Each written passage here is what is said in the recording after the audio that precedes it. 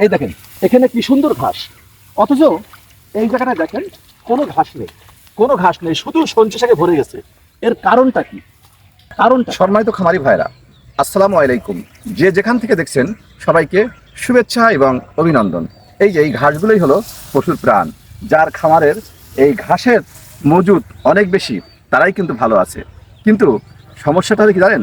বিভিন্ন কারণে আমাদের এই ঘাসগুলো ক্ষতিগ্রস্ত হয়ে যায়, বা যে পরিমাণ ফলন দরকার সেটা না পাওয়ার কারণে খামারিরা দুশ্চিন্তায় ভোগে। ঠিক তেমন একটি ঘটনা ঘটেছে আমার, এবং প্রত্যেক খামারিরা এই ঘটনা ঘটতে পারে।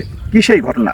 আসলে মূলত শীতের শেষে এবং গরমের শুরু, এর মধ্যবর্তী যে সময়টা, অর্থাৎ বর্ষা যখন চলে যাচ্ছে, এই সময়টায় খেতে, অর্থাৎ বিশেষ করে জার্মান ঘাসের, আমরা তো আসেন দেখি জার্মান ঘাসে প্রচুর পরিমাণে কাটার পরে যে কচিকা মানে মুকুলটা বেরোয়, এখানে কি লাগে?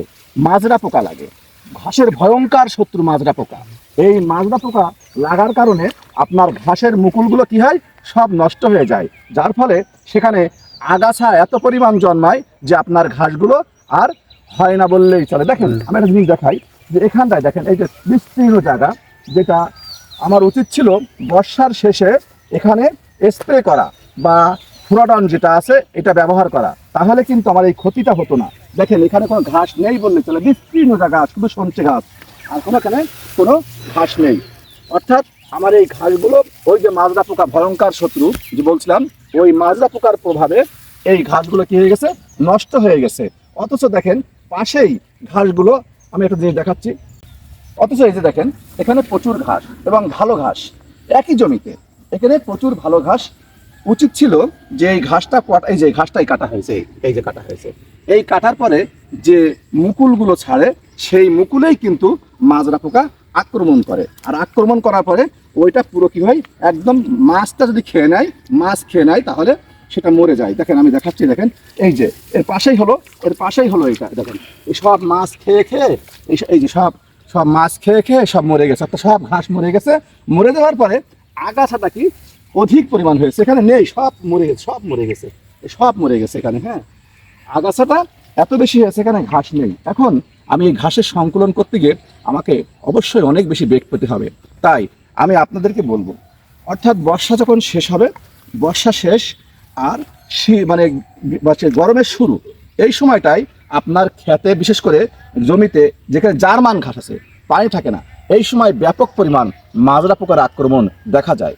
সেক্ষেত্রে আপনারা কিন্তু বিভিন্ন ধরনের কীটনাশক ব্যবহার করতে পারেন, বা উচিত। বিশেষ করে আপনি যদি কিছু না হয় সারের সাথে ফ্লোরান যদি মারতে পারেন, তাহলে আপনার অন্তত এই ক্ষতিটা হবে না।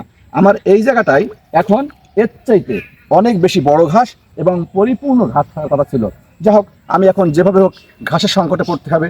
আমি এখন চেষ্টা করতেছি যে এটা কীভাবে রিকভারি করা যায়। আপনারা মনে হয় জিনিসটা বুঝতে পেরেছেন, যে আপনারা যদি সঠিক সময়ে এই মাজরা পোকার ব্যাপারে সচেষ্ট হন, তাহলে আপনার এই জার্মান ঘাস ক্ষতিগ্রস্ত হবে না। এবং ক্ষতিগ্রস্ত না হলে আপনার খামারে যদি পর্যাপ্ত ঘাস থাকে, তাহলে আপনার পশুগুলো ভালো থাকবে। তাই আশা করি আপনারা এই ব্যাপারে অবশ্যই কার্যকারী পদক্ষেপ গ্রহণ করবেন। বর্ষার, আমি এবার বলছি বর্ষার পরে এবং গরমের আগে, এই সময়টাই এই পোকার আক্রমণ বেশি হয়। তবে আবার আকাশের বর্ষা যখন হবে, ইনশাল্লাহ এই পোকা কিন্তু আবার অটোমেটিকই থাকে না, চলে যায়। আপনারা মনে হয় বুঝতে পেরেছেন। আপনারা ভালো থাকবেন, সুস্থ থাকবেন। আজকের এই পর্যন্ত, পরে আবার দেখা হবে অন্য কোনো ভিডিওতে। আসসালামু আলাইকুম রহমতুল্লাহ।